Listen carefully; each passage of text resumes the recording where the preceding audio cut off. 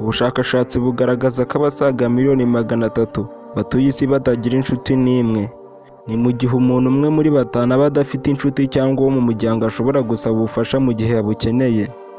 Ni ibigaragazwa na raporo iheruka y'ikigo cy'Abanyamerika gikora ubusesenguzi n'ubujyanama ku miterere y'umurimo, gucunga abakozi ku rwego mpuzamahanga n'ibindi, GRAP. Iki kigo kandi kigaragaza ko kuba wenyine ugaheranwa n'ubwigunge n'agahinda gakabije bitera ibyiyumviro bibi mu marangamutima. GRAP itanga urugero rw'uko biba bibi cyane nko ku Banyamerika binjiza ari munsi y'amadolari 12,000 ku mwaka, ugereranyije n'uko bimera ku binjiza hejuru y'amadolari 36,000. GRAP kandi igaragaza ko kwigunga byiyongereye mu isi mu gihe cya COVID-19 kubera impamvu zitandukanye, zirimo n'uko abiganjemo urubyiruko batakaje akazi kabo bagatangira kwiyumva nk'abatagira icyizere cy'ubuzima.